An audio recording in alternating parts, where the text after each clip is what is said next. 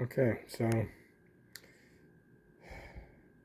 I have a lot of progress pictures of all the little changes I made on my remote control M5 Stuart here. Actually, they're both M5A1 Stuarts, made by the 21st Century Toys. Yes, they were targeted for children. You know, children's remote control toy over here, and this is a push toy. There's no remote control on this. A kid would just, you know, push it on the floor or out in the yard. The push toy has a lot of differences than the remote control. Okay, but anyway, uh, I'd like to point out like the lifting eyes and all these like they're like handles. They're all over they're all over this thing. And I thought these were grab handles. Yeah, I suppose you could grab this and climb up, but mainly like this whole cover, you know, there would be bolts here that this whole cover could be removed to get at the transmission. And so they could like hook a sling or a chain around those and pick the thing off, or I don't know. I think it's probably I think the armor on the front of this was about 1 inch thick. So I don't think two guys could pick that off by themselves, but you know, these are really much thicker than normal, because if they were the actual scale size, they'd easily get broken. Same thing with the brush guards for the headlights. You know, they're really thick and kind of clunky looking. The machine gun isn't that great. You know, it doesn't look really like a real, you know, like a gun barrel. This Dragon machine gun looks a little better, but even still, it's not. The barrel could be better on it. You know, and the coax machine gun is the same as this, and the 30 cal on the side here is the same. You know, and so like the big difference between like this armored area right here, my turret also had that. All the turrets have this armored area where the machine gun could like fold in here and be stored away. I think this was like one of the last upgrades they did to the M5A1. I personally like the look of like what I have here is it's called the 1917 A1 Cradle, 30 caliber Cradle.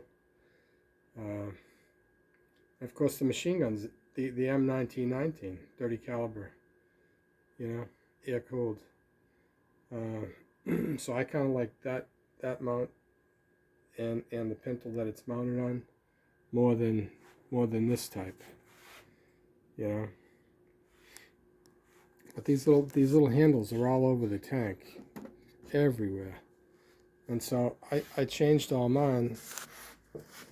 I used a piece of welding rod. It's like 3/32 in diameter, and I guaranteed that even at 3/32, it's thicker than it should be to be correct to scale.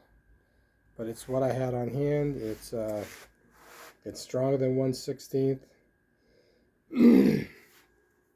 and I think they came out good. Also, this tank has. I took this light off of that turret over there. The remote control tank, right where this light is, and this is where the light is on the real tanks. The spotlight. The remote control had like a volume knob for the sound card right there. So there was just a funny shaped knob sticking up, you know. So I made the brush guards out of 30-second thick sheet metal, and they're just CA glued together. So I mean, they're strong. They're really strong into the hull. But you know, they could easily be broken if somebody, you know, hit them. I really don't like the headlights. I really don't like the headlights and the siren. They look really toy-like. And I actually like the Like the blackout light is what's on top, and there's just like a slit in those, so it gives out less light. Now I actually cut some out of the height of this light to make it closer to the top of the bezel, you know. And what I did is more close to the original, but even still, this thing looks like a pregnant headlight. It's a nasty looking headlight. I don't like them. There's a place in the U.S. that makes some really nice ones. They're cast resin, but you can actually put LED lights in them. They also make a really nice scale spotlight. I plan on getting a spotlight and the headlights and the siren from that place, but you know, sometime in the future. So anyhow, it's like, you know, this has the fender skirts on it that they have hinges that they can be hinged up out of the way to do maintenance. Most of the M5 Stuarts you see, like in war videos, those are gone. And the fenders are chopped down like this, you know. And this here has all this extra layer of it's like part of this skirt on top, and then these things here are actually those little tabs that they use like straps. They can like strap a shovel on here, or they can strap whatever they want to on there.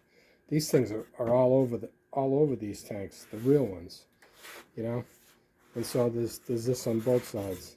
I've seen pictures of like the tripod mount for the machine gun. They can take it off there, some of the tanks, they would store the tripod mount right here, and they could take that off, and you know, they could fight with it on the ground. On this side, you often see a shovel put here, and so I cut the sides off, and that was quite a job. I cut the sides off, and then with a Dremel, with the big drum, like the drum sanding attachment, I like rough ground all this extra stuff off, and then I filed it and smoothed it up with sandpaper. And you know, I shortened it. You know, there's a lot of pictures you can look at to see what the fenders look like after they get rid of the skirts. So I did that. That was a good amount of work. And then of course